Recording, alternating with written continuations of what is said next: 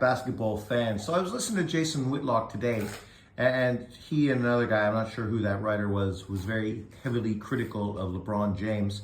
And I can understand that. Really, the decline of the NBA has basically been on the back of LeBron James and social media. And unfortunately, the league that we once loved is not quite what it once was. I'm going to be doing a video sometime this week talking about the next tier of great young American basketball players and why they aren't able to sort of get the same recognition or attention that obviously great players before them have been able to get. So look forward to that. But this is just a response video to podcasts from Whitlock.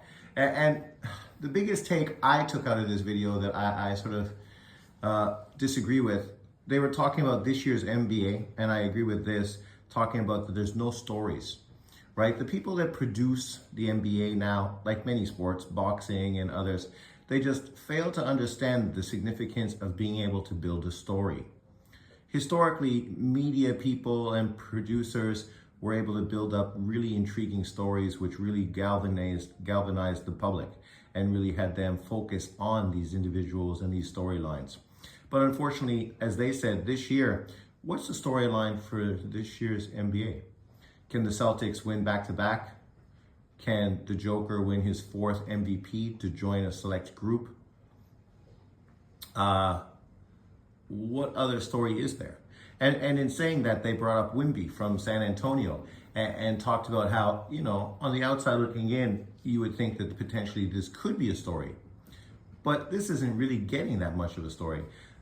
Wemby's growth in year 2 hasn't really benefited his team and hasn't really elevated him either, really, to just general NBA fans. And the thing that I disagree with was Whitlock's take when he compared Wemby to Ewing and Olajuwon and Ralph Sampson primarily.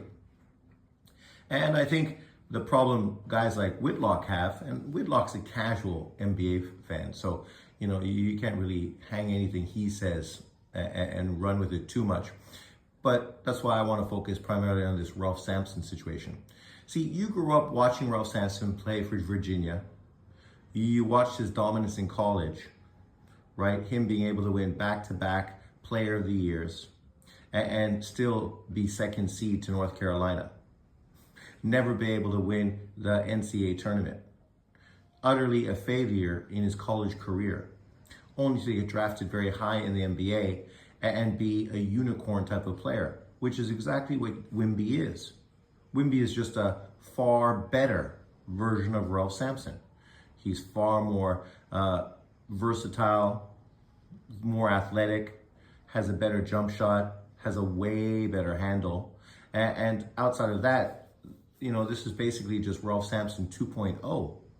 And because of that, one of the fears people have is that Wemby, like Ralph Sampson, inevitably is going to have injury issues that cut his career short and never allow him to sort of reach the heights that potentially he could reach. Similar to Ralph Sampson. If Ralph Sampson didn't play next to Olajuwon, then how successful would his career have been, right?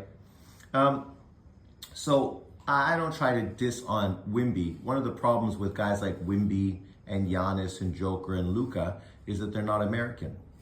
And we understand when we're talking about an American-based sport with American-based fans from an American perspective, these players just don't get a lot of the attention an American player would get. Globally, they're superstars and get tons of attention, right? Far more than we recognize through the American lens. But in America, obviously, they're the best players in the league. And this is one reason why the league isn't getting as much attention as it once did, because literally the best players in the league are non-Americans, right? For a real fan, this shouldn't be an issue. And if you support a team, then you shouldn't really care who's the leader of your team as long as your team is winning. Obviously, we'll get into that in my video that I'm going to be doing later this week. Stay tuned to that. But let me know what you think about Jason Whitlock's take on this current NBA season. Do you agree? Are there no storylines worth talking about? And is Wimby not at Ralph Sampson's level? Ironically enough, a lot of people who actually watch NBA today don't even know who Ralph Sampson is. So it's kind of a lost topic of conversation to the majority. But let me know what you think. Thanks for watching. Peace out, and I'll see you next time. Enjoy your weekend.